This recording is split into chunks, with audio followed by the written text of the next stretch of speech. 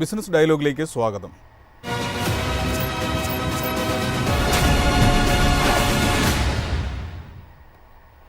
H-1B visa fees കുത്തനെ വർദ്ധിപ്പിക്കാൻ Trump ഭരണകൂടം തീരുമാനിച്ചിരിക്കുകയാണ്.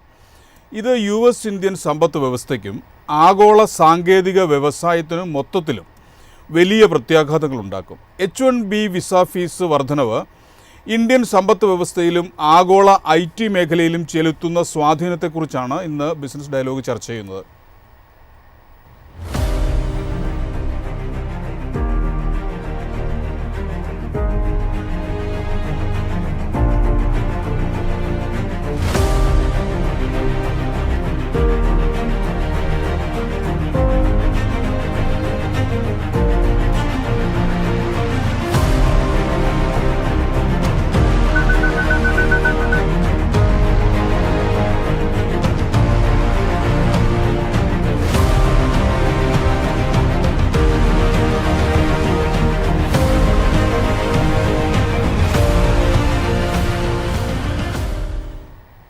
ഈ ചർച്ചയിൽ എന്നോടൊപ്പം Geojit technologies director A. Balakrishnan, IT വിദഗ്ധനായ ബിജോയ് വിശ്വനാഥൻ, US മാധ്യമപ്രവർത്തകനായ സജിമോൻ ആൻ്റണി എന്നിവർ. ആദ്യം ശ്രീ A. ബാലകൃഷ്ണൻ, ഇത് ഇന്ത്യയിലെ IT മേഖലയെ എങ്ങനെ ബാധിക്കും? ഇത് ഒരു ഷോർട്ട് ടൈമിൽ US-ആയിട്ട് ബിസിനസ് ചെയ്യുന്ന എല്ലാ കമ്പനികളെയും ബാധിക്കാൻ സാധ്യതയുണ്ട്. എന്നാൽ IT മേഖലയിൽ പല മാറ്റങ്ങളും വന്നുകൊണ്ടിരിക്കുകയാണ്. അതായത് ഇന്ത്യ തന്നെ ഒരു വലിയ മാർക്കറ്റാണ്. ഒരുപാട് മീഡിയം ലെവൽ കമ്പനികൾ മറ്റ് സ്ഥലങ്ങളിലേക്ക് ഫോക്കസ് ചെയ്യും. അതുകൊണ്ട് ഷോർട്ട് ടൈം ഒരു സെറ്റ് ബാക്ക് ആണ് ഇത്. US വിസയുടെ പ്രോബ്ലം പല കമ്പനികളും വലിയ കമ്പനികൾക്ക് ഒരുപക്ഷെ local recruitment, their billing rates are very high. അതുകൊണ്ട് അവർ കുറച്ചുകൂടെ ഒക്കെ ചിലപ്പം മിറ്റിഗേറ്റിംഗ് പ്ലാൻസ് ഉണ്ടായിരിക്കും. എന്നാൽ മീഡിയം സ്മോൾ എന്റർപ്രൈസിനെ സംബന്ധിച്ചിടത്തോളം US-ആയിട്ട് ബിസിനസ് ചെയ്യുന്നവരെ അവിടെ പോസ്റ്റ് ചെയ്ത് H-1B വിസ എടുത്ത് ഷോർട്ട് ടൈം പ്രോജക്റ്റുകളും ലോങ് ടൈം പ്രോജക്റ്റുകളും ചെയ്യുന്നവർക്ക് അവരുടെ ഒരു ബുദ്ധിമുട്ടുണ്ടാക്കും പെട്ടെന്ന്. അപ്പം മറ്റ് മാർക്കറ്റ് കണ്ടുപിടിക്കുക, അതേപോലെ തന്നെ ലോക്കൽ മാർക്കറ്റിലേക്ക് ഫോക്കസ് ചെയ്യുക. ഇതൊക്കെ ഇതിൻ്റെ ഓരോ മിറ്റിഗേറ്റിംഗ് പ്ലാനുകളാണ്. ഒരു പെട്ടെന്നൊരു ഈ ചില സെക്ടറുകളിലൊക്കെ ചില റിലീവിങ് ഉണ്ടാവുമെന്ന് പറയുന്നുണ്ട്. പക്ഷെ എങ്കിൽ പോലും ഇതൊരു സോഫ്റ്റ്വെയർ മേഖല, പ്രത്യേകിച്ച് സർവീസ് മേഖലകളിൽ ഓൺ സൈറ്റ് സപ്പോർട്ട് കൊടുക്കുന്നിടത്ത് ഇതിന് പ്രോബ്ലം ഉണ്ടാകാൻ സാധ്യതയുണ്ട്. താങ്കൾ പറഞ്ഞതുപോലെ മറ്റു മാർക്കറ്റുകൾ കണ്ടെത്തുക എന്നുള്ളത് എളുപ്പമുള്ളൊരു കാര്യമാണോ? ചില ഏരിയ, ഫോർ എക്സാമ്പിൾ ഇപ്പോൾ ഫൈനാൻഷ്യൽ സർവീസസിലൊക്കെ പല മാർക്കറ്റുകളും എമർജിങ് മാർക്കറ്റുകളുണ്ട്. ചില മാർക്കറ്റുകളിലൊക്കെ കിട്ടും, പക്ഷെ അത്ര വലിയ മാർക്കറ്റുകൾ കണ്ടുപിടിക്കാൻ ഇച്ചിരി ബുദ്ധിമുട്ടുണ്ട്. അതേസമയം ലോക്കൽ മാർക്കറ്റും എമർജിങ് മാർക്കറ്റുകളും ഒരുപാടുണ്ട്. അവിടെയൊക്കെ നമുക്ക് സാധ്യതകളുണ്ട്. ഇന്ത്യ തന്നെ ഏറ്റവും വലിയ, ഇപ്പോൾ ഫൈനാൻഷ്യൽ സർവീസസിൻ്റെ കാര്യം എടുത്താൽ ഇന്ത്യയിലെ IT investment is very huge. ഒരുപാട് പുതിയ ഡെവലപ്മെന്റുകൾ വരുന്നുണ്ട്. ഇപ്പൊ AI സെക്ടറിൽ തന്നെ നമ്മുടെ കൺസംഷൻ ഈസ് വെരി ഹൈ. അപ്പൊ നമുക്ക് ഒരുപാട് കാര്യങ്ങൾ, പക്ഷെ ഈ പെട്ടെന്നൊരു ഷിഫ്റ്റ് ഇങ്ങനെ ഉണ്ടാകുമ്പോൾ എല്ലാ കമ്പനികളും അവരുടെ പ്രോസസ്സ്, അവരുടെ റിക്രൂട്ട്മെന്റ്, അവരുടെ ടെക്നോളജി സ്ട്രാറ്റജി ഇതൊക്കെ മാറ്റിയെടുക്കുക എന്ന് പറയുന്ന അത്ര പെട്ടെന്ന് സാധിക്കില്ല. അതുകൊണ്ടൊരു ഷോർട്ട് ടൈമിൽ ഇതൊരു സെറ്റ് ബാക്ക് തന്നെയാണ്. ഇതൊരു പ്രത്യേകിച്ച് ഈ ഇപ്പോൾ 1, 2 അല്ലെങ്കിൽ 3, 4 ക്ലയൻസ് US-ലുള്ള ഒരുപാട് കമ്പനികളെ എനിക്കറിയാം. 100, 150 പേരൊക്കെ ഉള്ള അവർക്കൊക്കെ ഇതൊരു വലിയ പെട്ടെന്നൊരു ബുദ്ധിമുട്ടുകൾ ഉണ്ടാക്കാൻ സാധ്യതയുണ്ട്. പിന്നെ ഉള്ള 1-2 കാര്യം, ഇപ്പൊ അവിടെ ഓൾറെഡി ഉള്ളവർക്ക് വലിയ ബുദ്ധിമുട്ടുണ്ടാവില്ല എന്ന് പറയുന്നു. അതൊക്കെ ഒരു ചെറിയ ഒരു അഡ്ഹോക്ക് ഇതാണ്. പക്ഷെ ഇത് ഗവൺമെന്റ് ഇടപെട്ട് ഇത് മാറ്റിയില്ലെങ്കിൽ ഒരു പെട്ടെന്നൊരു സെറ്റ് ബാക്ക് ഉണ്ടാവും ഇൻഡസ്ട്രിയിൽ. ശരി, അപ്പം തന്നെ ഇങ്ങനെയുള്ള പ്രോബ്ലംസ് എല്ലാം ഓരോ ഓപ്പർച്യൂണിറ്റി ക്രിയേറ്റ് ചെയ്യാറുണ്ട്.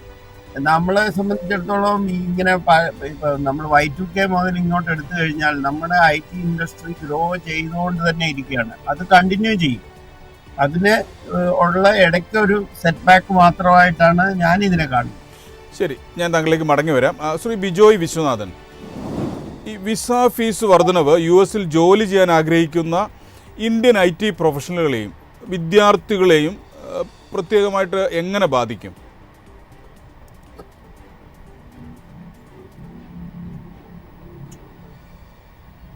വരുന്നത് സോ അത് ഇപ്പോൾ ഉള്ള കറണ്ട് ഫ്ലോനെ ബാധിക്കും എന്നുള്ള സംശയം എന്നുള്ള കാര്യമല്ല. പക്ഷെ അത് ഒരു IT ഒരിക്കലും ഒരു മൊമെന്റത്തിന്റെ ഒരു സർവീസ് അല്ല. It is keep on getting evolved, right? So it's one of the policy change which may be good for their country. We have a dependency. നമുക്ക് ഒരു US ഡിപെൻഡൻസിയുടെ മുകളിൽ ഒരു ഓൾമോസ്റ്റ് 50% ഓഫ് ദ ബിസിനസ് പോകുന്ന ഒരു സെക്ടറാണ് IT.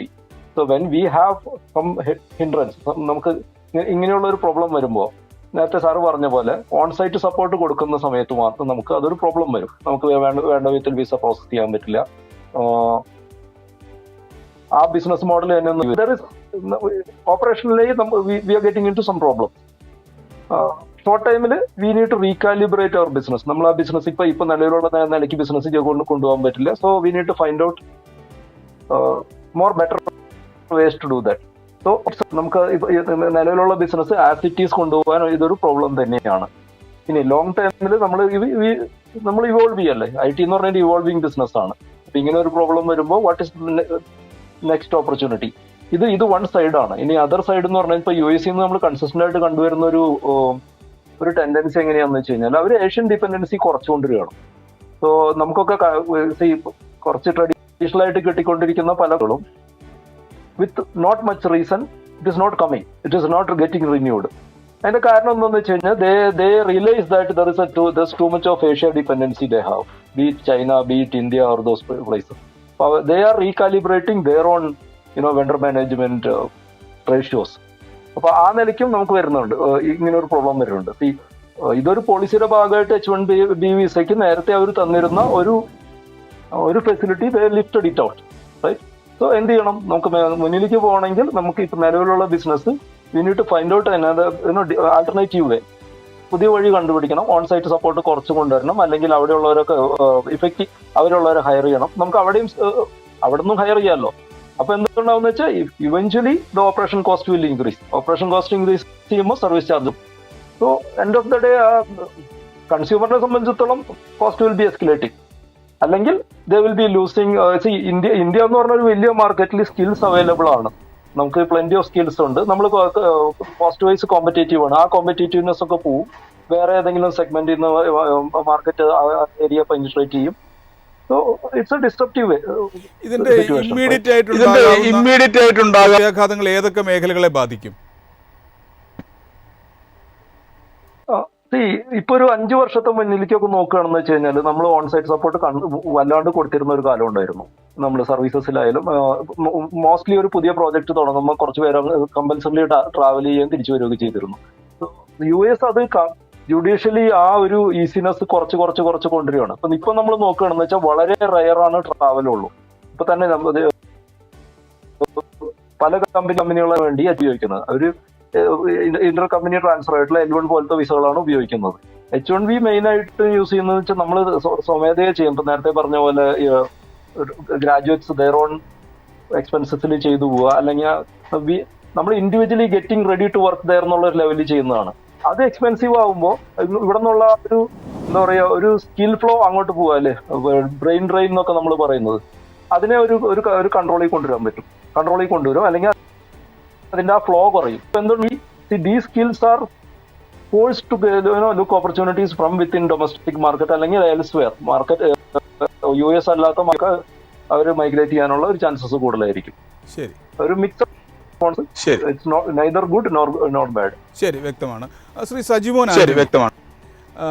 US-ലെ ഈ visa fees വർധനവിന് പിന്നിലെ രാഷ്ട്രീയ പ്രചോദനം എന്താണ്? ഇതൊരു പ്രാഥമികമായൊരു സാമ്പത്തിക നടപടിയാണോ, അതോ രാഷ്ട്രീയമായി മാത്രം കാണേണ്ട ഒന്നാണോ? മൊത്തത്തിലൊരു ഇമിഗ്രേഷൻ പോളിസിയിൽ ലോകമാകമാനം ഒരു ചേഞ്ച് നമുക്ക് കാണാൻ സാധിക്കും. ഒരു സെക്കൻഡ് നമ്മളൊന്ന് സ്പെയർ ചെയ്യുകയാണെങ്കിൽ പെട്ടെന്ന് 18th സെഞ്ചുറിയിലും 19th സെഞ്ചുറിയിലും ഒക്കെ ഈസ്റ്റിൽ നിന്നും വെസ്റ്റിൽ നിന്നും സൗത്തിലേക്കും ആഫ്രിക്കയിലും ആയിട്ട് ഒരു പാലം ഇട്ട് അങ്ങോട്ടേക്ക് ആൾക്കാരും ബിസിനസ്സും വരുന്ന ഒരു പ്രതിഭാസം നമ്മൾ കണ്ടു. അപ്പോൾ 19th സെഞ്ചുറിയുടെ ലേറ്റും അല്ലെങ്കിൽ 20th സെഞ്ചുറിയിലെ 2000 ആ ഒരു സമയങ്ങളിലൊക്കെയാണ് ഈ പാലം ഉണ്ടെങ്കിൽ അങ്ങോട്ടും ഇങ്ങോട്ടും ആകാം എന്നൊരു കോൺസെപ്റ്റ് വരികയും ഇന്ത്യൻസ് ഒക്കെ സൗത്ത് ഏഷ്യൻ കൺട്രിയിൽ നിന്ന് പല ആൾക്കാർ ഇൻക്ലൂഡിംഗ് ചൈന ഉൾപ്പെടെയുള്ള ആൾക്കാർ തിരിച്ച് വെസ്റ്റിലേക്ക് മൈഗ്രേറ്റ് ചെയ്യുന്ന ഒരു പ്രതിഭാസവും നമ്മൾ കാണുന്നത്, ബിസിനസ്സും പീപ്പിളും ബേസിക്കലി സ്പീക്കിംഗ്. അപ്പം നമ്മൾ പണ്ടൊക്കെ പറയുമ്പോൾ അല്ലെങ്കിൽ ഇപ്പോഴും ഫാക്ട് പറയുകയാണെങ്കിൽ 80കളിൽ 18th സെഞ്ചുറി 19th സെഞ്ചുറിയിലൊക്കെ നമ്മുടെ ഇന്ത്യക്ക് സ്വാതന്ത്ര്യം കിട്ടുന്നതിന് മുമ്പ് ഏകദേശം 45 ട്രില്യണോളം അസറ്റ്സ് ആണ് അങ്ങോട്ടേക്ക് പോയിരിക്കുന്നത്. അപ്പൊ ഇപ്പോൾ അത് തിരിച്ചു വരാനുള്ള ഒരു പോസിബിലിറ്റി ആണോ എന്ന് വെച്ചാൽ ഒരു പുതിയ കാലത്തിലാണ്, അല്ലെങ്കിൽ പുതിയൊരു കാലഘട്ടത്തിലാണ് നമ്മൾ ഓരോരുത്തരും ജീവിക്കുന്നത്.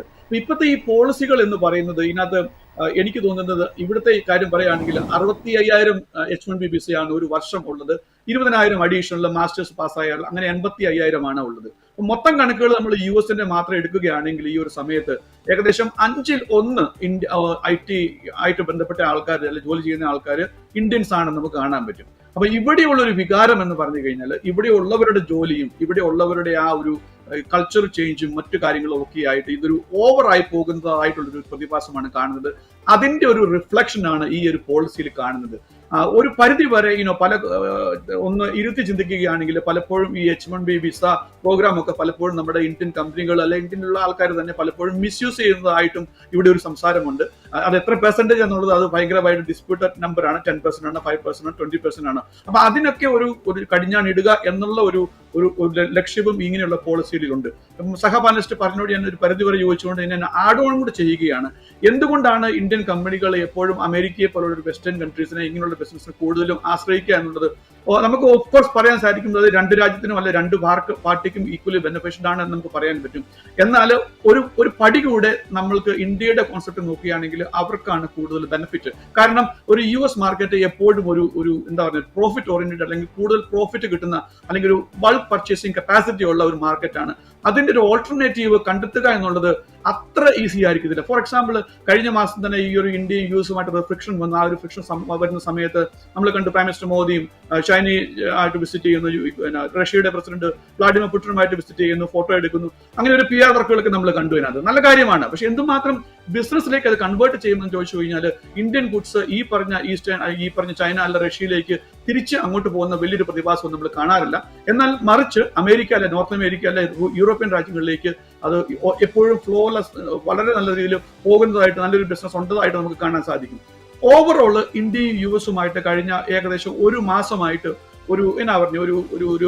ഒരു മിസ്അണ്ടർസ്റ്റാൻഡിങ് അല്ലെങ്കിൽ എവിടെയോ ഒരു കരടുകടി അല്ലെങ്കിൽ നടക്കുന്നുണ്ട് എന്നുള്ള കാര്യത്തിൽ സംശയമില്ല. അതിന്റെ റിഫ്ലക്ഷനും ഈ പാർട്ടായിട്ട് നമുക്ക് എടുക്കാൻ പറ്റും. ഇതിനകത്ത് ആർക്കാണ് പെട്ടെന്ന് ഇമ്മീഡിയറ്റ് ഇമ്പാക്ട് എന്ന് ചോദിച്ചു കഴിഞ്ഞാൽ മുമ്പേ സഹപാനലിസ്റ്റ് പറഞ്ഞ പോലെ തന്നെ ഷോർട്ട് ടൈം മാത്രമല്ല ഒരു മിഡ് റേഞ്ചിലും ഇതിന്റെ ഒരു ഇമ്പാക്ട് ഉണ്ടാകും എന്നുള്ള കാര്യത്തിൽ സംശയമില്ല. ഇവിടെ തന്നെ ഉള്ള ചെറുകിട കമ്പനികൾ ഈ IT റിക്രൂട്ടിംഗ് ബേസ് ആയിട്ടുള്ള കമ്പനികൾക്കൊക്കെ ഇമ്മീഡിയറ്റ് ഇമ്പാക്ട് ഉണ്ടാകും എന്നുള്ള കാര്യത്തിൽ സംശയമില്ല. എന്നാൽ ആപ്പിൾ, ഗൂഗിൾ അല്ലെങ്കിൽ മൈക്രോസോഫ്റ്റ്, TCS പോലെയുള്ള വലിയ ടെക് ജയന്റുകൾക്ക് വലിയ ഇമ്പാക്ട് വരത്തില്ല. കാരണം അവർ in anyway making billions of profit. അപ്പൊ അതിന്റെ ഒരു പോർഷൻ ആയിരിക്കും ഇതിലേക്ക് പോകുന്നത് എന്നാണ് എനിക്ക് മനസ്സിലാക്കാൻ പറ്റുന്നത്.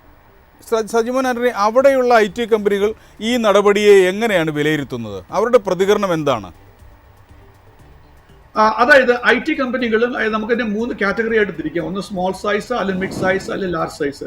ഈ 3 പേരും ഈ ഒരു തീരുമാനത്തിനകത്ത് ഒബ്വിയസ്ലി അവർക്ക് അവരുടേതായ ബോട്ടം ലൈൻ ഇമ്പാക്ട് ഉണ്ടാവും എന്നുള്ളൊരു കാര്യത്തിൽ സംശയമില്ല. കാരണം കോൺസെപ്ച്വലി ഇന്ത്യയുടെ ഒരു കൾച്ചർ അല്ലെങ്കിൽ നമ്മുടെ അവിടുത്തെ കൾച്ചർ എന്ന് പറഞ്ഞു കഴിഞ്ഞാൽ നമ്മൾ ഈ പറഞ്ഞ IT കൺസൾട്ടന്റിനെയും എഞ്ചിനീയേഴ്സിനെയും ഒക്കെ പ്രൊഡ്യൂസ് ചെയ്തിട്ട് എക്സ്പോർട്ട് ചെയ്യുന്ന ഒരു പാറ്റേണിലേക്കാണ് പോകുന്നത്. കാരണം we are not spending our resources, money and talent and everything for our own R&D. അപ്പൊ അങ്ങനെ R&Dയിൽ സ്പെൻഡ് ചെയ്യുന്ന ഒരു കൾച്ചർ നമുക്ക് നമ്മുടെ അവിടെയുള്ള IT കമ്പനികൾക്ക്, IT മാത്രമല്ല ഏത് കമ്പനി ആണെങ്കിലും അങ്ങനെ ഒരു റിസർച്ച് ഓറിയന്റഡ് അല്ല. നമ്മളൊരു short time mid time profit കൂടുതൽ ഈൽഡ് ചെയ്യുക എന്നുള്ളൊരു ബിസിനസ് ലൈനാണ് മിക്കവാറും ഉള്ള കമ്പനികളൊക്കെ ഓപ്പറേറ്റ് ചെയ്യുന്നത്. അത് IT-യും അതുപോലെ തന്നെയാണ്. അപ്പം അതുകൊണ്ട് തന്നെ ഇതിന്റെ ഒരു പ്രത്യാഘാതം വളരെ ഉണ്ടാകും എന്നുള്ളൊരു കാര്യത്തിൽ സംശയമില്ല. ഇമ്മീഡിയറ്റ് ആയിട്ട് ക്രാഷ് ആകാൻ പോകുന്നത് സ്മോൾ സൈസ് കമ്പനികളാണ്. കാരണം മുമ്പേ പറഞ്ഞ കണക്ക് വലിയ കമ്പനികൾക്ക് അവർക്ക് ബില്യൺസ് ഓഫ് പ്രോഫിറ്റ് എനിവേ ഉണ്ടാക്കുന്നുണ്ട്. അപ്പൊ അതിൽ നിന്ന് 100,000 ഒരു ആപ്ലിക്കന്റിന് വേണ്ടി സ്പെൻഡ് ചെയ്യുക എന്ന് പറഞ്ഞു കഴിഞ്ഞാൽ അവർക്കത് അബ്സോർവ് ചെയ്യാൻ പറ്റും ആ ഒരു ഹിറ്റ്. എന്നാൽ 5, 10, 50, 100, 500 എംപ്ലോയി ഉള്ള സ്മോൾ അല്ലെങ്കിൽ മിഡ് സൈസ് കമ്പനികൾക്ക് ആ ഒരു അധിക ഭാരം എടുക്കാനുള്ള ഒരു സാമ്പത്തിക ശേഷി അല്ലെങ്കിൽ ഒരു പ്രോഫിറ്റബിലിറ്റി ഉണ്ട് എന്ന് എനിക്ക് തോന്നുന്നില്ല. അതുകൊണ്ട് അവിടെ ഒരു ഡയറക്റ്റ് ഇമ്പാക്ട് ഉണ്ടാകും എന്നുള്ള കാര്യത്തിൽ സംശയമില്ല. ശരി, വ്യക്തമാണ്. യുഎസിനും അതിൻ്റെതായ ചില നെഗറ്റീവ് കാര്യങ്ങൾ വരും. കാരണം എന്താണെന്ന് ചോദിച്ചു കഴിഞ്ഞാൽ ഇവർക്ക് ഇവിടെ പ്രയാസം ഉണ്ടാകുമ്പോൾ ഇവിടെയുള്ള ടാക്സ് റവന്യൂ കുറയും, ഇവിടെയുള്ള എക്സ്പെൻഡിച്ചർ കുറയും. ഇങ്ങോട്ടേക്ക് ആൾക്കാർ വരാതിരിക്കുമ്പോഴത്തേക്കും ഇമിഗ്രേഷനെ അതായത് ഓവറോൾ എക്സ്പെൻഡിച്ചർ കുറയും. അങ്ങനെയുള്ള സർവീസ് ടാക്സുകളും മറ്റു കാര്യങ്ങളും ഇവിടെയും ബാധിക്കുമെന്നുള്ള കാര്യത്തിൽ സംശയമില്ല. എനിക്ക് തോന്നുന്നത് രണ്ട് കാര്യങ്ങൾ ഇതിന് സൊല്യൂഷൻ ഉണ്ട്. ഒന്ന്, നമ്മുടെ ഇത് way of doing our business, ആ ഒരു കൾച്ചർ ചേഞ്ച് ചെയ്യണം. രണ്ട്, നമ്മൾ R&Dയിലും റിസർച്ച് ഡെവലപ്മെന്റിലും കൂടുതൽ പൈസയും റിസോഴ്സും കാര്യം നമ്മൾ സ്പെൻഡ് ചെയ്യണം. മൊത്തത്തിലൊരു കൾച്ചറൽ ഷിഫ്റ്റും കൂടെ വേണം എന്നുള്ളൊരു കാര്യത്തിൽ സംശയമില്ല എന്നാണ് എനിക്ക് ഇവിടെ നോക്കിക്കാണുന്നത്. ശരി, വ്യക്തമാണ്. ഞാൻ താങ്കളിലേക്ക് മടങ്ങി വരാം. ശ്രീ എ ബാലകൃഷ്ണൻ, വർദ്ധിച്ച ചെലവുകൾ എങ്ങനെ കൈകാര്യം ചെയ്യാൻ കഴിയും? ഇതുമായി ബന്ധപ്പെട്ട് പുതിയ ബിസിനസ് മോഡലുകൾ കണ്ടെത്തേണ്ടി വരുമോ? പുതിയ ഒരുപാട് മേഖലകളിൽ നമുക്ക് ഓപ്പർച്യൂണിറ്റി വന്നുകൊണ്ടിരിക്കുകയാണ്. നേരത്തെ സാറ് പറഞ്ഞ വളരെ ഇമ്പോർട്ടൻ്റ് ആയിട്ടുള്ള ഒരു കാര്യമാണ്, നമുക്ക് R&Dയിലും സ്കിൽ ഡെവലപ്മെന്റിലും ഒരുപാട് ഇൻവെസ്റ്റ്മെന്റുകൾ നടത്തേണ്ടി വരും. അത് നടത്തിക്കഴിഞ്ഞാൽ പുതിയ മാർക്കറ്റുകൾ, ഈവൻ ഡൊമസ്റ്റിക് മാർക്കറ്റുകളിൽ ഒരുപാട് ഓപ്പർച്യൂണിറ്റികൾ വരുന്നുണ്ട്. ഈ ഒരുപാട് AI മോഡലുകൾ ഡെവലപ്പ് ചെയ്യുക, അതുപോലെ അത് കൺസ്യൂം ചെയ്യുന്ന ബിസിനസ്സുകൾ ഡെവലപ്പ് ചെയ്യുക, അവിടെയൊക്കെ ഒപ്റ്റിമൈസേഷൻ ഉണ്ടാകുക, അങ്ങനെ ഒരുപാട് പുതിയ മാർക്കറ്റ് ഡെവലപ്പ് ചെയ്യുന്നുണ്ട്. ഇവിടെ ഒരു ഇമ്പോർട്ടൻ്റ് ഒരു കാര്യമുള്ളത്, ഇതൊരു ലുക്രേറ്റീവ് ബിസിനസ് ആകുന്നത് ഒരു പരിധി വരെ നമ്മുടെ എക്സ്ചേഞ്ച് റേറ്റിന്റെ ബെനിഫിറ്റ് അതൊക്കെ ഉള്ളതുകൊണ്ട് അത് കുറയും. അതിനകത്തുനിന്ന് നമുക്ക് ഡൊമസ്റ്റിക് മാർക്കറ്റിൽ വർക്ക് ചെയ്യുമ്പം ഈ പറയുന്ന പ്രോഫിറ്റ് ഉണ്ടാവില്ല. എന്തുകൊണ്ടാണ് നമ്മൾ ഇന്റർനാഷണൽ മാർക്കറ്റ് ഡിപ്പെൻഡ് ചെയ്യുന്നതെന്ന് പറയുന്നത്, ഇപ്പൊ ഒരു ഈവൻ ചെറിയ ബില്ലിങ് $200 എന്ന് പറഞ്ഞാൽ പോലും $200 ഏതാണ്ട് 2 ലക്ഷം രൂപയുടെ അടുത്ത് വരും. അപ്പോൾ ഒരു 1 ലക്ഷം രൂപ സാലറി കൊടുക്കുന്ന ഒരാൾക്ക് 2 ലക്ഷം രൂപയുടെ ബില്ലിംഗ് ഓപ്പർച്യൂണിറ്റി കിട്ടും. അപ്പൊ ഞാൻ പറഞ്ഞത് എന്താന്ന് പറഞ്ഞാല്, ഒരു 10 ദിവസമോ അല്ലെ 15 ദിവസമോ ബില്ല് ചെയ്യാൻ പറ്റിയാലത്തെ കാര്യം ഞാൻ പറഞ്ഞു. അപ്പൊ ആ ഒരു ലാഭം ഒരു പക്ഷേ ഡൊമസ്റ്റിക് മാർക്കറ്റിൽ ഉണ്ടാവില്ല. അപ്പൊ നമ്മൾ പലതരത്തിൽ ഒപ്റ്റിമൈസ് ചെയ്യേണ്ടി വരും, പ്രൊഡക്ടിവിറ്റി കൂട്ടേണ്ടി വരും, വോളിയം കൂട്ടേണ്ടി വരും. എങ്കിൽ മാത്രമേ നമുക്ക് ആ ലെവലിലുള്ള ഒരു പ്രോഫിറ്റിലേക്ക് കൊണ്ടുപോകാൻ പറ്റുള്ളൂ. അപ്പോൾ കമ്പനികളെല്ലാം തന്നെ ഒരു പുതിയ മേഖലകൾ കണ്ടെത്തണം, സ്കില്ല് ഡെവലപ്പ് ചെയ്യണം, ഒരുപാട് ഒപ്റ്റിമൈസേഷൻ നടത്തണം. എങ്കിൽ മാത്രമേ നമുക്ക് നിലനിൽക്കാൻ പറ്റൂ. വ്യക്തമാണ്.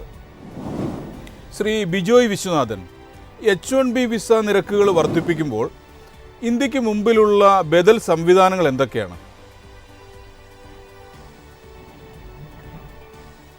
H1Bക്ക് ഒരു പാരലായിട്ടൊന്നും നമുക്ക് പറയാൻ പറ്റില്ല. H1B എന്ന് പറഞ്ഞാൽ it was a concession given by government, US government അല്ലേ. അവരതിന് കൺട്രോൾ കൊണ്ടുവരണമെന്ന് പറയുമ്പോൾ അതിന് നമ്മൾ ബദലായിട്ട് ഇതൊരു H1B എന്ന് പറഞ്ഞാൽ സ്പെസിഫിക് ടു US ആണ്. അവിടെ വേണ്ട, അല്ലെങ്കിൽ we are going to control that എന്ന് പറയുമ്പോൾ നമ്മൾ ബദൽ കൊണ്ടുവരുന്നതിനെ കുറിച്ച് ആലോചിക്കുകയല്ലേ ചെയ്യുക. അപ്പോൾ അതില്ലാതെ എങ്ങനെയാണ് ബിസിനസ് പോവുക? ഇപ്പൊ നിലവിലുള്ള സിറ്റുവേഷനിൽ എങ്ങനെ മുന്നോട്ട് കൊണ്ടുപോകുന്ന ആലോചിക്കുന്നില്ല. നമ്മൾ ഒരു ഓൺസൈറ്റ് ഓഫ്ഷോർ മോഡലൊക്കെ ഓപ്പറേറ്റ് ചെയ്യുന്ന ഒരാളെ സംബന്ധിച്ചിടത്തോളം ആ ഓൺസൈറ്റ് ഇപ്പോൾ കുറച്ചും കൂടെ ഡിഫിക്കൽട്ട് ആണ്. ഓൺസൈറ്റ് കൊണ്ടുപോകുന്നത് ഒന്നുകിൽ ഇവിടെ നിന്ന് പോകുമ്പോൾ അത്രയും ചെലവ് കൂടുതൽ എടുക്കണം, അല്ലെങ്കിൽ അവിടെയുള്ള പ്രൊഫഷണൽസിനെ കണ്ടുപിടിക്കണം. പ്രോബ്ലം എന്താണെന്ന് വെച്ചാൽ അവിടെയുള്ളവരെ കണ്ടുപിടിക്കുമ്പോൾ ഒബ്വിയസ്ലി ബില്ലിംഗ് റേറ്റ് കൂടും, നമ്മുടെ ഓപ്പറേഷൻ കോസ്റ്റ് കൂടും. നേരത്തെ നെഗോഷിയേറ്റ് ചെയ്ത കോൺട്രാക്റ്റുകളൊക്കെ ആണെങ്കിൽ അതുമായിട്ട് മുന്നോട്ട് കൊണ്ടുപോകാൻ പറ്റില്ല. കാരണം ആ കോൺട്രാക്റ്റിനെ എക്സീഡ് ചെയ്ത് പോകും ഇപ്പോഴത്തെ operation cost. So we need to renegotiate the contract. US-നെ സംബന്ധിച്ചിടത്തോളം അവർ അത് കാൽക്കുലേറ്റഡ് ആണെങ്കിൽ, അങ്ങനെ ഒരു റിസ്ക് കാൽക്കുലേറ്റഡ് ആണെങ്കിൽ there is nothing much we can do, right? അപ്പൊ ആ ഒരു മൈഗ്രേഷൻ കുറയും. ബേസിക്കലി H1B കുറയുമ്പോൾ മൈഗ്രേഷനാണ് കുറയുന്നത്. ബിസിനസിനെ ബാധിക്കുന്നതിനേക്കാളും കൂടുതൽ ഇവിടുന്ന് ഇൻഡിവിജ്വൽ ഇൻട്രസ്റ്റ് അനുസരിച്ച് ആളുകൾ അങ്ങോട്ട് പോയി മൈഗ്രേറ്റ്, ഒരു ലോങ് ടൈം മൈഗ്രേഷൻ അത് ഒരു തടയിടുന്നുള്ളത് ഉറപ്പാണ്. കോർപ്പറേറ്റിനെ സംബന്ധിച്ചിടത്തോളം അല്ലാണ്ട് ആൾട്ടർനേറ്റീവ്സ് ഉണ്ട് അല്ലെ. അവർക്ക് H1B മാത്രമൊന്നുമല്ല ഒരാളെ അവിടെ എത്തിക്കാനുള്ളത്, അതിലേക്ക് മാറേണ്ടി വരും. So net to net operation cost കൂടും. That is going to be, is an increase in service cost. ഈ മൈഗ്രേഷൻ കുറയുമ്പോൾ ഇന്ത്യയിൽ അവൈലബിൾ ആകുന്നു എന്നുള്ളതല്ലേ അർത്ഥം? ആവശ്യമില്ല, ടാലന്റ് അവൈലബിൾ ആണ്. They'll be forced to either work in ഇല്ലെങ്കിൽ യൂറോപ്പോ മറ്റേതെങ്കിലും മാർക്കറ്റുകളിലൊക്കെ നോക്കുക എന്നുള്ളത് മാത്രമേ ഓപ്ഷൻ ഉള്ളൂ. അങ്ങനെ സാധ്യതയുള്ള മാർക്കറ്റുകൾ ഏതൊക്കെയാണ്? കുറച്ച് ചലഞ്ചിങ് ആണ്. കാരണം നമ്മുടെ ഇപ്പോൾ നിലവിലുള്ള ബിസിനസിന്റെ ഒരു ഓൾമോസ്റ്റ് 50% US സെൻട്രിക് ആണ്. അത് പെട്ടെന്ന് എടുത്തിട്ട് നമ്മൾ വേറൊരു മാർക്കറ്റ് നോക്കുക എന്ന് പറഞ്ഞു കഴിഞ്ഞാൽ ദാറ്റ്സ് നോട്ട് ഈസി. അത് ഷോർട്ട് ടൈമിൽ. ലോങ് ടൈമിൽ ഓബിയസ്ലി ഒരു ബിസിനസ് അല്ലേ, അത് സോൾവ് ചെയ്ത് അതിൻ്റെതായ ഒരു ഫേസ് എത്തുമ്പോഴേക്കും ഞാൻ കഴിഞ്ഞ ഡിസ്കഷനിലും ഇത് തന്നെ പറഞ്ഞിട്ടുണ്ടായിരുന്നു, നമ്മൾ ഇന്നോവേഷനിലേക്കും അതുപോലുള്ള R&D ജോലിയിലേക്കും ഈ ടാലന്റിന് ഡീപ്ലോയ് ചെയ്യാൻ പറ്റും. പിന്നെ ലോങ് ടൈമിൽ ഈ ടാലന്റ് പുറത്തു പോയില്ലെങ്കിൽ it's going to be beneficial. അല്ലേ, നമ്മളിവിടെയുള്ള IIMലും IITയിലെല്ലാം ഗവൺമെന്റ് കൺസെഷനിൽ ടാലന്റ് കാസ്റ്റ് ചെയ്തെടുത്തിട്ട് അതിനെ ഫ്രീ ആയിട്ട് US അതുപോലത്തെ മാർക്കറ്റിലേക്ക് എക്സ്പോർട്ട് ചെയ്യാണ് ഇപ്പോൾ ചെയ്യുന്നത്. സോ ഇപ്പൊ ആ ടാലന്റ് നമുക്കിവിടെ കിട്ടുകയാണെങ്കിൽ നമ്മളൊരു പോളിസി വൈസ് ഇവിടെ തന്നെ അതിനെ നർച്ചർ ചെയ്യാനുള്ള ഒരു ഗ്രൗണ്ട് സെറ്റ് ചെയ്യുകയാണെന്ന് വെച്ച് കഴിഞ്ഞാൽ R&Dയിലേക്കായിരിക്കും കൂടുതൽ വരിക. സോ ദാറ്റ് R&D നമുക്ക് കൺവേർട്ട് ചെയ്യാൻ പറ്റണം. കൺവേർട്ട് ചെയ്യാൻ പറ്റി നമുക്ക് അതിവിടെ തന്നെ റീയൂസ് ചെയ്യാൻ പറ്റണം. ഇനി 1-to-1 മാപ്പിംഗ് നടത്താൻ പറ്റുമോ എന്ന് ചോദിച്ചു കഴിഞ്ഞാൽ ഇല്ല, അത് പോസിബിളേ അല്ല. കാരണം അത്രയധികം സ്കില്ല് ഇവിടെ പെട്ടെന്ന് അതിനൊരു ഗ്രൗണ്ട് ഉണ്ടാക്കണവരെ നമുക്ക് യൂട്ടിലൈസ് ചെയ്യാൻ പറ്റില്ല. അപ്പൊ അതൊരു ഷോർട്ട് ടൈം ചാലഞ്ച് തന്നെയാണ്. ഞാൻ താങ്കളിലേക്ക് മടങ്ങി വരാം. ശ്രീ സജിമോൻ ആന്റണി, ഇത് ട്രംപിൻ്റെ ഒരു സ്ഥിരം വിലപേശൽ തന്ത്രം മാത്രമാണോ? അങ്ങനെ മാത്രമായിട്ട് തന്നെ കാണാൻ പറ്റത്തില്ല. കാരണം ഓവറോൾ ഒരു പോളിസി ഷിഫ്റ്റുകൾ അമേരിക്കയിലും വെസ്റ്റേൺ കൺട്രീസിലും എല്ലായിടത്തും നമുക്ക് കാണാൻ പറ്റും. പഴയ മിത്രങ്ങൾ ഇപ്പം മിത്രങ്ങളല്ല, പഴയ ശത്രുക്കൾ ഇപ്പം ശത്രുക്കളുമല്ല. അങ്ങനെ ഒരു റീ അലൈൻമെന്റ് ഗ്ലോബലിൽ നമ്മൾ കാണാൻ സാധിക്കും. അതായത് നേരത്തെ നമ്മൾ കാണുവാണെങ്കിൽ US കട്ടയ്ക്ക് നിന്ന ഓസ്ട്രേലിയ, ന്യൂസിലൻഡ്, തൊട്ടടുത്ത് കിടക്കുന്ന കാനഡ, അതുപോലെ തന്നെ യൂറോപ്പ് അങ്ങനെയുള്ള നാറ്റോ, ഇതെല്ലാം ഒറ്റക്കെട്ടൊക്കെയാണെങ്കിൽ ഇപ്പൊ അതിനകത്ത് തന്നെ ചെറിയ ഒരു വ്യത്യാസം നമുക്ക് റീ അലൈൻമെന്റ് നമുക്ക് കാണാൻ പറ്റും. അത് ലോകത്തെ ശ്രദ്ധിക്കുന്ന ഇപ്പോഴുള്ള യുദ്ധം, യുക്രൈൻ റഷ്യ പ്രശ്നം, അല്ലെങ്കിൽ പാലസ്തീൻ, അല്ലെങ്കിൽ ഹമാസ് ഇസ്രായേൽ ഫൈറ്റ് ഉൾപ്പെടെയുള്ള പല സബ്ജക്റ്റിനകത്തും ഇതിനകത്ത് ഒരു ഡിവിഷൻ നമുക്ക് കാണാൻ സാധിക്കും. അപ്പം അതിന്റെയും കൂടെ ഒരു പ്രതിഫലനമുണ്ട്. ഒന്ന്. രണ്ടാമത്തേത്, നമ്മുടെ പോളിസികൾ എപ്പോഴും തെറ്റാണെന്ന് പറയാൻ പറ്റത്തില്ല, പക്ഷെ നമ്മളൊരു ഷോർട്ട് കട്ടിലേക്കാണ് എപ്പോഴും നോക്കുന്നത്. അതായത് ഞാൻ ഇന്ത്യ ആസ്പെക്റ്റിലാണ് ഞാൻ പറയുന്നത്. പെട്ടെന്ന് നമുക്ക് എങ്ങനെ പൈസ ഉണ്ടാക്കാം, പെട്ടെന്ന് നമുക്ക് കമ്പനി ഗ്രോത്ത് ചെയ്യാം. അപ്പൊ അങ്ങനെയുള്ളത് വരുമ്പോൾ നമ്മൾ കാതലായ റിസർച്ച് ആൻഡ് ഡെവലപ്മെന്റിൽ ഒരു ഫോക്കസും ഇല്ലാതെ പോകുന്ന ഒരു കാഴ്ചയാണ് നമ്മൾ കാണുന്നത്. അപ്പൊ നമ്മൾ പറയും ബ്രെയിൻ ഗെയിൻ എന്നൊക്കെ നമുക്ക് പറയാതെ, അതൊക്കെ നമുക്ക് ചാനലിൽ കൂടെ പറയുമ്പോൾ ഒരു രസമുണ്ട്, കേൾക്കുമ്പോൾ ഒരു രസമുണ്ട്. എന്നാൽ ഇന്ത്യയുടെ റിയൽ അസറ്റ് എന്താണ്? അവിടുത്തെ പോപ്പുലേഷനാണ്. എന്നാൽ ഇന്ത്യയുടെ റിയൽ ലയബിലിറ്റി എന്താണ്? അത് പോപ്പുലേഷനാണ്. വിച്ച് മീൻസ് അവിടെ എന്തുമാത്രം ടാലന്റ് ഉണ്ടെന്ന് വെച്ച് കഴിഞ്ഞാൽ ഇഷ്ടംപോലെ ടാലന്റ് ഉണ്ട്, അത് സർപ്ലസ് ആണ്. അവിടെ അതിനുള്ള ഓപ്പർച്യൂണിറ്റീസ് വരുന്നില്ല. അതൊരു റീസൺ ആണ് അമേരിക്കയിലേക്കും യൂറോപ്യൻ കൺട്രിയിലേക്കും ഈവൻ ഗൾഫ് മേഖലകളിലേക്കും ഇന്ത്യയിലുള്ള ആൾക്കാർ, പ്രത്യേകിച്ച് മലയാളികൾ ആൾക്കാർ കുടിയേറാനുള്ള ഒരു കാരണം. അവിടെ അങ്ങനെ അറ്റ്മോസ്ഫിയർ ഇല്ല, അല്ലെങ്കിൽ അവിടെ എക്സസ് ഉണ്ട് എന്നുള്ള കാര്യത്തിൽ സംശയമില്ല. ഇനി അതിനെ റീഷിഫ്റ്റ് ചെയ്യാൻ പറ്റുമോ എന്ന് ചോദിച്ചു കഴിഞ്ഞാൽ മുമ്പ് പറഞ്ഞ സഹപാനലിസ്റ്റ് പറഞ്ഞ പോലെ തന്നെ ഒരു ലോങ് ടൈം പ്ലാനുമായിട്ട് ഗവൺമെന്റും പ്രൈവറ്റ് കമ്പനി ഉൾപ്പെടെയുള്ള ആൾക്കാർ, ഇൻക്ലൂഡിങ് നമ്മൾ ഇൻഡിവിജ്വൽ പേഴ്സണൽ ആൾക്കാരുടെ മൈൻഡ് സെറ്റ് പോലും ചേഞ്ച് ചെയ്ത് വരണം. എന്നാൽ മാത്രമേ അതിനൊരു കറക്റ്റായിട്ട് ഒരു ആൻസർ വരൂ എന്നാണ് എനിക്ക് തോന്നുന്നത്. ഇവിടെ നിന്ന് നോക്കി കാണുമ്പോൾ അതിന് വേറൊരു ആൻസറാണ്. ഈ ഒരു രാജ്യത്തിന്റെ ഒരു പോളിസി ഉണ്ടാക്കുമ്പോൾ, അമേരിക്ക ട്രംപ് പോളിസി ഉണ്ടാക്കുമ്പോൾ ഒബിയസ്ലി അത് ഇന്ത്യയെ ഫേവർ ചെയ്യാനോ അല്ലെങ്കിൽ പാകിസ്ഥാനെയോ അല്ലെങ്കിൽ മറ്റ് ചൈനയോ അവർക്ക് ഒരു ഫേവർ ആയിരിക്കുന്നില്ല ഒരിക്കലും. ട്രംപിന്റെ പ്രൈമറി ജോബ് എന്ന് പറഞ്ഞാൽ അമേരിക്കൻ ജോബ് എങ്ങനെ സേവ് ചെയ്യാം, ഇവിടുത്തെ ഇക്കണോമി എങ്ങനെ സേവ് ചെയ്യാം എന്നുള്ളതാണ്. അപ്പൊ അതിൽ അധിഷ്ഠിതമായിട്ടാണ്. അപ്പോൾ ഒരു പരിധി വരെ ഞാൻ മുമ്പേ പറഞ്ഞു കൊടുക്കുക തന്നെ H-1Bയിലും പല പോളിസികളും അല്ലെങ്കിൽ ഇമിഗ്രേഷൻ വ്യവസ്ഥകളിലും ഒക്കെ കുറേയൊക്കെ ഒരു അബ്യൂസ് നടക്കുന്നുണ്ടായിരുന്നു. അപ്പൊ അതിന് തടയിടുക എന്നുള്ളത് ഒരു ലക്ഷ്യമുണ്ട്. രണ്ടാമത്തേത്, ഇവിടെയുള്ള ആൾക്കാർക്ക് തന്നെ ജോലി ഇല്ലാത്ത ഒരു സിറ്റുവേഷൻ വരുമ്പോൾ, അതായത് പ്രത്യേകിച്ച് സ്കൂൾ കോളേജ് കഴിഞ്ഞ് വരുന്ന ഇമ്മീഡിയറ്റ് ആയിട്ടുള്ള എഞ്ചിനീയേഴ്സിനും IT മേഖലകൾക്ക് വർക്ക് ചെയ്യുന്ന ആൾക്കാർക്കൊക്കെ ജോലി ഇല്ല എന്നുള്ള കംപ്ലൈന്റ് വരുന്നുണ്ട്. അപ്പൊ അതിനെ നമ്മൾ ഇന്ത്യക്കാരല്ലേ, ചൈനക്കാരല്ലേ, വിയറ്റ്നാമീസ് റീപ്ലേസ് ചെയ്യുന്നു എന്നുള്ളൊരു പ്രവണത വരുന്നുണ്ട്. അത് ഒരു പരിധി വരെ ശരിയാണ്. എന്നാൽ അങ്ങനെ റീപ്ലേസ് ചെയ്ത് വരുന്നവരൊന്നും അമേരിക്കക്കാരുടെ ഔദാര്യത്തിനുമല്ല എന്നും കൂടെ പറയേണ്ടിയിരിക്കുന്നത്. കാരണം ഇവിടെ ആരെങ്കിലും ഒരു H-1Bയോ ഏതെങ്കിലും രീതിയിൽ ഇമിഗ്രേഷൻ ആയിട്ട് വരുന്ന ആൾക്കാർ they are contributing to this. ഇവിടെയുള്ള ഇക്കണോമിയിലേക്ക് കോൺട്രിബ്യൂട്ട് ചെയ്യുന്നുണ്ട്, ഇവിടെയുള്ള ടാക്സുകൾ പേ ചെയ്യുന്നുണ്ട്, ഇവിടെ അവർ സ്വത്തുക്കൾ സ്വന്തമാക്കി വീടും കാര്യങ്ങളൊക്കെ വാങ്ങിച്ച് ഇവിടുത്തെ ഇക്കണോമിയിൽ കോൺട്രിബ്യൂട്ട് ചെയ്യുന്നുണ്ട്, ഇവിടെയുള്ള പൊളിറ്റിക്കൽ മേഖലയിൽ കോൺട്രിബ്യൂട്ട് ചെയ്യുന്നുണ്ട്, ഇവിടെയുള്ള ബിസിനസ്സിൽ കോൺട്രിബ്യൂട്ട് ചെയ്യുന്നുണ്ട്. അപ്പൊ അത് നിഷ്പക്ഷമായിട്ട് പറയുകയാണെങ്കിൽ ഒരു ഫൈറ്റ് പിടിച്ചിട്ടുണ്ടെങ്കിൽ, ഒരു ആർഗ്യുമെന്റ് വന്നിട്ടുണ്ടെങ്കിൽ എന്റെ അഭിപ്രായം എപ്പോഴും അതിനകത്തൊരു വിന്നറോ ലൂസറോ ഇല്ല, രണ്ടുപേരും ലൂസ് ചെയ്യുകയാണ് ചെയ്യുന്നത്. അപ്പൊ നമുക്ക് ഇവിടുത്തെ ഒരു മെയിൻ പ്രശ്നം എന്ന് പറഞ്ഞാൽ ഇത് വേ ട്രംപ് ഓപ്പറേറ്റ് ചെയ്യുന്നതാണ്. ട്രംപ് ഇന്ന് രാത്രിയിൽ ഒരു ട്വീറ്റിംഗ് ചെയ്യും, ഇതാണ് ഡിസിഷൻ എന്ന് പറഞ്ഞിട്ട്. അപ്പം അത് പലപ്പോഴും ഇപ്പൊ ഈ ഒരു ക്ലാസിക്കൽ എക്സാമ്പിൾ H-1B ഇഷ്യൂ വന്നു. ആദ്യം പറഞ്ഞു 100,000 പെർ ആപ്ലിക്കന്റ് ആണോ, പെർ കമ്പനി ആണോ, പെർ ഫയലിംഗ് ആണോ, പെർ ഇയർ ആണോ, അങ്ങനെയുള്ള ഒരു ക്ലാരിറ്റിയും ഇല്ലാതെ അദ്ദേഹം ഒരു ട്വീറ്റ് ചെയ്തു. ഇമ്മീഡിയറ്റ്ലി അതിന്റെ ഒരു ക്ലാസിക്കൽ എക്സാമ്പിൾ പറയാം. സാൻ ഫ്രാൻസിസ്കോയിൽ നിന്ന് ഇന്ത്യയിലേക്ക് പുറപ്പെട്ട ഫ്ലൈറ്റിനകത്തുനിന്ന് ഏകദേശം 40ഓളം ടെക്കികൾ ആ ഫ്ലൈറ്റ് നിർത്തി അവിടുന്ന് തിരിച്ചിറങ്ങുന്ന സിറ്റുവേഷൻ ഒരു പാനിക് ആകുന്നു. കാരണം നമ്മൾ അവരുടെ ഷൂലേക്ക് നിട്ടു നോക്കും നമ്മളെ തന്നെ. അപ്പോൾ അങ്ങനെയുള്ള സിറ്റുവേഷൻ എന്തുകൊണ്ടാണ് ക്രിയേറ്റ് ചെയ്യുന്നത് വെച്ചാൽ ഐ ഹാവ് നോ ആൻസർ. അത് ഞാൻ പറയുന്നത് ഇവിടുത്തെ പ്രസിഡന്റിന്റെ പോളിസി ഇംപ്ലിമെന്റേഷന്റെ ലാക്നെസ് ആണ്, അല്ലെങ്കിൽ ആ ഒരു രീതിയിലല്ല ഇത് പോകേണ്ടത് എന്നാണ് എനിക്ക് പറയാൻ പറ്റുന്നത്. കാരണം റിയൽ ആയിട്ട് പറയുവാണെങ്കിൽ അമേരിക്കൻ പോളിസികൾ അങ്ങനെ ഒരു രാത്രി കൊണ്ട് ഒരു ട്വീറ്റിലൂടെ അല്ല ഉണ്ടാക്കുന്നത്. അങ്ങനെ ഹിസ്റ്ററി അമേരിക്കയിലില്ല. അമേരിക്കയിൽ ഒരു സെനറ്റ് ഉണ്ട്, കോൺഗ്രസ് ഉണ്ട്, വൈറ്റ് ഹൗസ് ഉണ്ട്, സുപ്രീം കോർട്ട് ഉണ്ട്. ഇങ്ങനെയുള്ള സംവിധാനങ്ങൾ ഉപയോഗിച്ചുകൊണ്ട് ആണ് സെനറ്റ്, പ്രത്യേകിച്ച് സെനറ്റും കോൺഗ്രസും ഒക്കെയാണ് ഇങ്ങനെയുള്ള ലോങ് ടൈം പോളിസികളും വിസയുടെ ഇഷ്യൂസും ഇമിഗ്രന്റ് ഇഷ്യൂകളൊക്കെ പാസ്സാക്കുന്നതും പോളിസികൾ ബിൽഡ് ചെയ്യുന്നതും. അതിൽ നിന്ന് വ്യതിചലിച്ചുകൊണ്ട് ഇപ്പോഴത്തെ പ്രസിഡന്റ് ഈ എക്സിക്യൂട്ടീവ് ഓർഡർ ആ ഒരു പാറ്റേണിലേക്കാണ് പോകുന്നത്. അപ്പൊ അത് എന്തുമാത്രം സക്സസ് ആണെന്ന് ചോദിച്ചു കഴിഞ്ഞാൽ വലിയൊരു ക്വസ്റ്റ്യൻ മാർക്ക് ഉണ്ട്.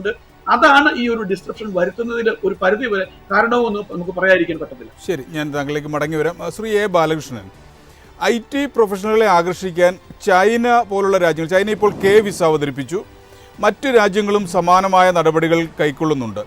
മറ്റ് രാജ്യങ്ങളിലേക്കുള്ള പ്രൊഫഷണലുകളുടെ ഒഴുക്ക് വർദ്ധിക്കുമോ?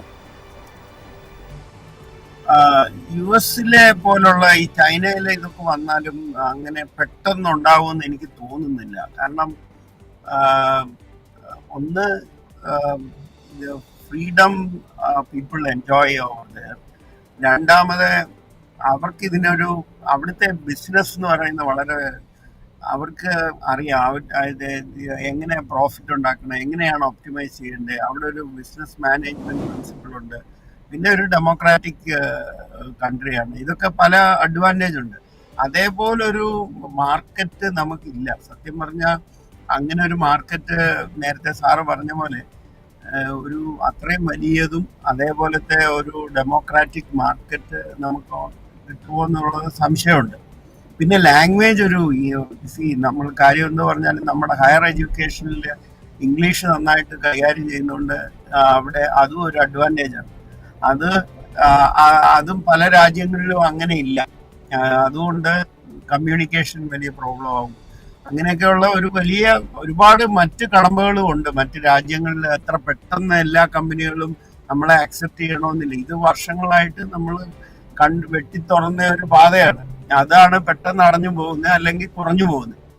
നേരത്തെ പറഞ്ഞ പോലെ ഇത് കംപ്ലീറ്റ് ആയിട്ട് നിന്നു പോകണമെന്നോ ഇതൊരു സ്ഥിരം പോളിസി ആകണമെന്നോ ഒന്നും നിർബന്ധമൊന്നുമില്ല. പക്ഷെ ഒരു സെറ്റ് ബാക്കാണ്.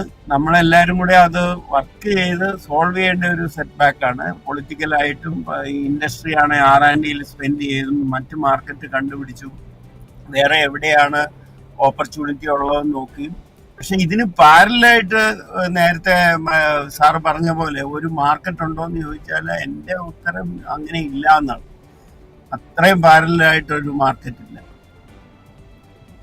വ്യക്തമാണ്. ഞാൻ താങ്കളിലേക്ക് മടങ്ങി വരാം. ശ്രീ ബിജോയ് വിശ്വനാഥൻ, ഇത് ഒരു റിവേഴ്സ് ബ്രെയിനിലേക്ക് നയിക്കുമെന്ന് കരുതുന്നുണ്ടോ?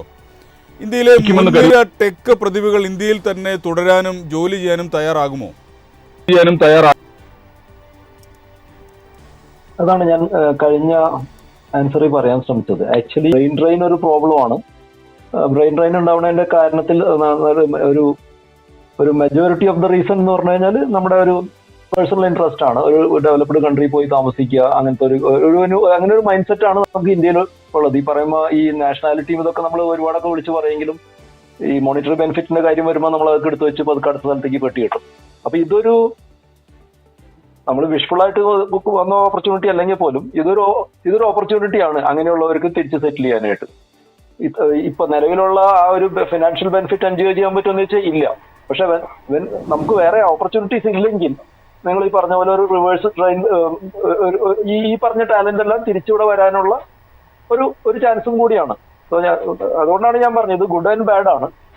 ബാഡ് എന്ന് പറഞ്ഞു കഴിഞ്ഞാൽ ഇമ്മീഡിയറ്റ്ലി ബിസിനസ്സിന് ഒരു ഡിഫിക്കൽട്ടി ഉണ്ടാവും. ഈ ബിസിനസ്സിനെ സംബന്ധിച്ചിടത്തോളം ഇത് എങ്ങനെ എഫക്ട് ചെയ്യണമെന്ന് വെച്ച് കഴിഞ്ഞാൽ നമുക്കിത് എഫക്ട് ചെയ്യുക ഓൺസൈറ്റ് ഓഫ്ഷോർ മോഡലിൽ ബിസിനസ് ചെയ്യുന്ന ആൾക്കാരുടെ ആ ഓൺസൈറ്റ് എന്ന് പറഞ്ഞ ഓപ്പറേഷനെ മാത്രമേ ബാധിക്കുന്നുള്ളൂ. നമ്മുടെ IT ബിസിനസ്സിനെ അല്ലാതെ ബാധിക്കുന്നില്ല. അപ്പൊ നമ്മൾ ഓൺസൈറ്റ് ഓഫ്ഷോർ മോഡലിൽ മാക്സിമം ഓഫ്ഷോർ സപ്പോർട്ടും കുറച്ച് ഓൺസൈറ്റ് സപ്പോർട്ടിലേക്കാണ് കുറെ നാളായിട്ട് പോകുന്നത്. ഇപ്പൊ നമ്മൾ ആദ്യമൊക്കെ കൊടുത്തിരുന്ന ഓൺസൈറ്റ് സപ്പോർട്ടിനേക്കാളും വളരെ വളരെ വളരെ കുറവാണ് ഇപ്പൊ കൊടുക്കുന്നത്. കാരണം എന്താണെന്ന് വെച്ച് കഴിഞ്ഞാൽ collaboration tools, video call, almost telephone എന്ന് പറഞ്ഞ സാധനം നമ്മുടെയൊക്കെ ടേബിളിന്റെ മുകളിൽ നിന്ന് പോയിട്ട് കുറെ നാളായി. എല്ലാം ഇന്റർനെറ്റ് കോളിംഗ് ആയി. അങ്ങനെ communication is lot more cheaper എന്ന് പറയുമ്പോൾ തന്നെ നമുക്ക് എന്താ പറയുക കമ്മ്യൂണിക്കേറ്റ് ചെയ്യാനുള്ള ഓപ്പർച്യൂണിറ്റി കൂടുന്നു. അപ്പൊ തന്നെ ഓൺസൈറ്റ് ഓപ്പർച്യൂണിറ്റിയുടെ ഓരോ സ്റ്റേജിലും ഓൺസൈറ്റ് ഓപ്പർച്യൂണിറ്റി ഡൈല്യൂട്ട് ചെയ്ത് വരുന്ന ഒരു വളരെ മിനിമൽ ഓപ്പർച്യൂണിറ്റിയാണ് ഇപ്പൊ കട്ടായി വരുന്നത്. അതായത് നമുക്ക് വേറെ വഴിയില്ലെങ്കിൽ മാത്രമേ ഇപ്പൊ ട്രാവൽ ചെയ്യുള്ളൂ. മുൻപ് അങ്ങനെയല്ല. ഒരു കാഷ്വൽ ട്രാവലൊക്കെ നന്നായിട്ടുണ്ടായിരുന്നു. ഒരു 10 വർഷം മുമ്പ് എടുക്കുകയാണെങ്കിൽ കാഷ്വൽ ട്രാവലൊക്കെ ഉണ്ടായിരുന്നു. അപ്പോൾ ഇത്തരത്തിലുള്ള വിസകൾക്ക് വളരെ ഇമ്പോർട്ടൻസ് ഉണ്ട്. ഇപ്പോൾ ഒരു വളരെ ചെറിയൊരു എമൗണ്ട് ഓഫ് വർക്കാണ് നമ്മൾ ഓൺസൈറ്റിൽ പോയി ചെയ്യുന്നത്. അവിടെയാണ് ഈ പ്രോബ്ലം വരുന്നത്. അപ്പൊ എന്ത് ചെയ്യണം? ഇപ്പൊ കൂടുതൽ ഇങ്ങനത്തെ റെസ്ട്രിക്ഷൻസ് വരുമ്പോൾ നമ്മൾ ഓൺസൈറ്റ് മാക്സിമൈസ് ചെയ്ത് പിന്നെ ബാക്കിയുള്ള ടാലന്റ് ഒക്കെ ഈ ബിസിനസിനെ സംബന്ധിച്ചിടത്തോളം ദർ ആർ വേസ്. ഇൻഡിവിജ്വൽസിനെ സംബന്ധിച്ചിടത്തോളം പലരും ഇവിടെ കെട്ടിപ്പോക്കിയിരിക്കുന്ന ഒരു ഡ്രീം എന്ന് പറഞ്ഞാൽ US കണ്ടിട്ട് അല്ലെങ്കിൽ UK കണ്ടിട്ടോ കാനഡ കണ്ടിട്ടുമാണ്. അപ്പൊ ഇങ്ങനത്തെ വിസകളൊക്കെ ഇല്ലാണ്ടായി കഴിഞ്ഞ് ഇൻഡിവിജ്വൽസിനെ അങ്ങനെ ഒരു ഡ്രീമിനെ ബാധിക്കും. പക്ഷെ നമ്മൾ ഡ്രീം കാണുന്നത് മറ്റുള്ളവരുടെ സൗകര്യങ്ങൾ കണ്ടിട്ടാണെന്നുള്ളതൊന്ന് ആലോചിക്കുക. അപ്പൊ ആ ഡ്രീമിന് ലൈഫ് അങ്ങനെ ഒരു ഡിപ്പെൻഡൻസി ഉണ്ട്. അവരെന്ന് അവരുടെ പോളിസി മാറ്റുന്നോ ഡ്രീം അവിടെ അവസാനിക്കും. നിങ്ങൾ പറഞ്ഞ പോലെ റിവേഴ്സ് ട്രെയിൻ ഡ്രീം വരാൻ ചാൻസ് ഉണ്ട്. അതായിരിക്കും സസ്റ്റൈനബിൾ കുറച്ച്. ശരി, ശ്രീ സജിമോൻ ആന്റണി, താങ്കൾ മുമ്പ് സൂചിപ്പിച്ചതുപോലെ ഇതൊരു ഏജൻസി തലത്തിൽ മാത്രമുള്ളൊരു മാറ്റമാണോ അതോ അതിന് കോൺഗ്രസ് നടപടി ആവശ്യമാണോ? കോടതി വെല്ലുവിളികൾക്ക് സാധ്യതയുണ്ടോ? ഞാൻ അതിലേക്ക് വരുന്നതിന് മുമ്പ് എന്റെ സഹപാലിസ്റ്റ് പറഞ്ഞ ഒരു കമന്റ് പറഞ്ഞിട്ട് ഞാൻ പൊക്കോട്ടെ. ഇന്ത്യയെ ഇത് ബാധിക്കുമെന്ന് ചോദിച്ചു കഴിഞ്ഞാൽ ബാധിക്കുമെന്നുള്ളത് പറയാൻ കാരണം ഏകദേശം 5 മില്യൺ ഇന്ത്യൻസ് ഇവിടെ ഉണ്ട് H1B ഇതായിട്ട്. അപ്പം അവര് ഉണ്ടാക്കുന്നതിന്റെ ഒരു വലിയ ശതമാനം എമൗണ്ട് NRI കോൺട്രിബ്യൂഷൻ ആയിട്ട് ഇന്ത്യയിലേക്കാണ് വരുന്നത്. ഇപ്പൊ കേരളത്തിന്റെ കാര്യം തന്നെ പറയുകയാണെങ്കിൽ ഏകദേശം 30-32% NRI കോൺട്രിബ്യൂഷൻ വരുന്നുണ്ട്. അപ്പൊ അത്രയും ഒരു കോൺട്രിബ്യൂഷൻ വരുന്ന NRI കമ്മ്യൂണിറ്റി ഈവൻ ഗവൺമെന്റ് തലത്തിലെ പോലും അവരുടെ എക്സ്ചക്കറിനെ പോലും ബാധിക്കും കൂടെ ഞാൻ ആഡ് ചെയ്യാൻ ആഗ്രഹിക്കുകയാണ്. ഇനി രണ്ടാമത് താങ്കളുടെ പറഞ്ഞ ചോദ്യത്തിലേക്ക് ഞാൻ തിരിച്ചു വരാം. ഇതിനകത്ത് ഇവിടുത്തെ ഒരു പോളിസി അല്ലെങ്കിൽ അതിന്റെ ഒരു കറക്റ്റ് മെത്തേഡ് എന്ന് പറഞ്ഞു കഴിഞ്ഞാൽ ഇങ്ങനെയുള്ള ലോങ് ടൈം പോളിസികളൊക്കെ US കോൺഗ്രസ് അല്ലെങ്കിൽ സെനറ്റിന്റെ റൈറ്റ് ആണ് എന്നുള്ളതാണ് എനിക്കറിയാൻ പറ്റുന്ന വിവരം. എന്നാൽ ടൈം ആൻഡ് ടൈം അഗെയിനിൽ ചില പ്രത്യേക സാഹചര്യങ്ങളിൽ പ്രസിഡന്റിന്റെ എക്സിക്യൂട്ടീവ് ഓർഡർ ഇറക്കി അതിനെ മറികടക്കാനുള്ള വഴികളൊക്കെ ഉണ്ട്. അത് പലപ്പോഴും ഡിബേറ്റബിൾ ആണ്, ചലഞ്ചബിളുമാണ്. അതുകൊണ്ട് തന്നെ ഏകദേശം 200-ലധികം എക്സിക്യൂട്ടീവ് ഓർഡേഴ്സ് ഇതുവരെ ട്രംപ് അഡ്മിനിസ്ട്രേഷൻ ഇറക്കിയിട്ടുണ്ടെങ്കിൽ ഒരു പരിധിവല്ല മിക്കവാറുമുള്ള ഇതിനെല്ലാത്തിനകത്തും ചലഞ്ച് പോയിട്ടുണ്ട്. അപ്പൊ ചലഞ്ച് പോകുമ്പോൾ അതിനെ 3 തരത്തിലാണ് കാണേണ്ടത്. മിക്കവാറും ഉള്ളത് ചലഞ്ച് ചെയ്ത് കഴിയുമ്പോഴത്തേക്കും ലോവർ കോർട്ട് ചിലപ്പോൾ മിക്കവാറും ഒക്കെ ബ്ലോക്ക് ചെയ്യുന്നുണ്ട്. പിന്നെ അതിനെ അപ്പീൽ ചെയ്ത് അപ്പീൽ കോർട്ട് ചിലത് ബ്ലോക്ക് റിലീസ് ചെയ്യും. പിന്നെ അത് ഈതർ വരാണ്. പക്ഷെ ട്രംപ് അഡ്മിനിസ്ട്രേഷൻ നോക്കി കാണുന്നത് ഇങ്ങനെയുള്ള ചലഞ്ചുകളൊക്കെ ലോവർ കോർട്ടിലും അപ്പീൽ കോർട്ടിലും ആ ഒരു കടമ്പകൾ കഴിഞ്ഞ് അവസാനം ഇത് സുപ്രീം കോർട്ടിലേക്ക് വരണം. സുപ്രീം കോർട്ടിൽ ഈ ട്രംപ് അഡ്മിനിസ്ട്രേഷൻ ഒരു സൂപ്പർ മജോറിറ്റി ഉണ്ട്, 6-3 എന്നുള്ള മജോറിറ്റി ഉണ്ട്. ആ മജോറിറ്റിയിൽ വന്നിട്ട് ഇതിനെ സീൽ ചെയ്യാൻ പറ്റും എന്നൊരു പ്രതീക്ഷയിലാണ് ട്രംപ് അഡ്മിനിസ്ട്രേഷന്റെ പല പോളിസികളും പോകുന്നത്. So to answer your question, is it the right way to conduct policy change എന്ന് ചോദിച്ചു കഴിഞ്ഞാൽ അതിന്റെ ആൻസർ അല്ല എന്നുള്ളതാണ്. US കോൺഗ്രസിന്റെ റൈറ്റ് ആണ്, US സെനറ്റിന്റെ റൈറ്റ് ആണ്. അവരാണ് ഈ കാര്യങ്ങൾ ഡിബേറ്റ് ചെയ്ത് ചർച്ച ചെയ്ത് തീരുമാനമാകേണ്ടത്. അങ്ങനെ ഒരു കോൺസെൻസസ് എപ്പോഴും ഉണ്ടായിരുന്നു. പലപ്പോഴും ഈ ഒരു ഇന്ത്യയിൽ നിന്ന് ചില നല്ല കാര്യങ്ങൾ ഇവിടെ വരുമ്പോൾ ചില ചീത്ത കാര്യങ്ങളും അവിടെ നിന്ന് ഇങ്ങോട്ട് വരുന്നുണ്ട്. അത് പൊളിറ്റിക്സിലും ഉണ്ട് എന്നാണ് എനിക്ക് പറയാൻ ആഗ്രഹിക്കുന്നത്. കാരണം 20 വർഷം ഞാനിവിടെ അമേരിക്കയിൽ വന്നപ്പോൾ ഇവിടേക്ക് ഒരു ബില്ല് പാസ്സാക്കുമ്പോൾ സെനറ്റ് റിപ്പബ്ലിക്കൻസും അല്ലെ കോൺഗ്രസ് റിപ്പബ്ലിക്കൻ ഡെമോക്രാറ്റ്സും ഒരു കോൺസെൻസസിന് വന്ന് ഒരു 60-70% മജോറിറ്റിയിലായിരുന്നു എപ്പോഴും ബില്ലുകൾ പാസ്സായിക്കൊണ്ടിരുന്നത്. എന്നാൽ ഇപ്പോൾ ഇന്ത്യയിലൊക്കെ കാണുന്ന പോണക്ക് തന്നെ കേരളത്തിലൊക്കെ കാണുന്ന പോണക്ക് തന്നെ പാർട്ടിസൺ ബേസിൽ ഏത് പോളിസി വന്നു കഴിഞ്ഞാലും റിപ്പബ്ലിക്കൻ പാർട്ടി ഒന്നെങ്കിൽ അതിനെ അപ്രൂവ് ചെയ്യാൻ ടോട്ടലി എതിർക്കും. ഡെമോക്രാറ്റിക് പാർട്ടി അതുപോലെ തന്നെ ചെയ്യുന്ന ഒരു പ്രവണതയിലേക്കാണ് പൊയ്ക്കൊണ്ടിരിക്കുന്നത്. Which is not good for any country എന്നുള്ളതാണ് എനിക്ക് പറയാനുള്ളത്. ആ ഒരു പാർട്ടി ഞാൻ ഇടപെടുകയാണ്. നമ്മുടെ സമയം ഇവിടെ പൂർണ്ണമായിരിക്കുകയാണ്. H1B വിസ ഫീസ് വർദ്ധിപ്പിക്കുന്നതിന് ഉള്ള ചോദ്യത്തിന് ഒറ്റ വാക്കിൽ ഉത്തരം പറയുക സാധ്യമല്ല. ഇത് IT കമ്പനികളുടെ പരമ്പരാഗത ബിസിനസ് മോഡലുകളെ വെല്ലുവിളിക്കുന്നുണ്ട്. ഈ നയത്തിൻ്റെ ഭാവി കമ്പനികൾ, സർക്കാരുകൾ, വ്യക്തികൾ തുടങ്ങിയവർ ഈ പുതിയ യാഥാർത്ഥ്യങ്ങളുമായി എങ്ങനെ പൊരുത്തപ്പെടുന്നു എന്നതിനെ ആശ്രയിച്ചിരിക്കും. ഈ കാര്യത്തിൽ തർക്കത്തിന് അവകാശമില്ല. ബിസിനസ് ഡയലോഗ് ഇവിടെ പൂർണ്ണമാകുന്നു. ചർച്ചയിൽ പങ്കെടുത്ത ബാലകൃഷ്ണൻ, ബിജോയ് വിശ്വനാഥൻ, സജിമോൻ ആന്റണി, നന്ദി. മറ്റൊരു വിഷയവുമായി അടുത്തയാഴ്ച കാണാം. നമസ്കാരം.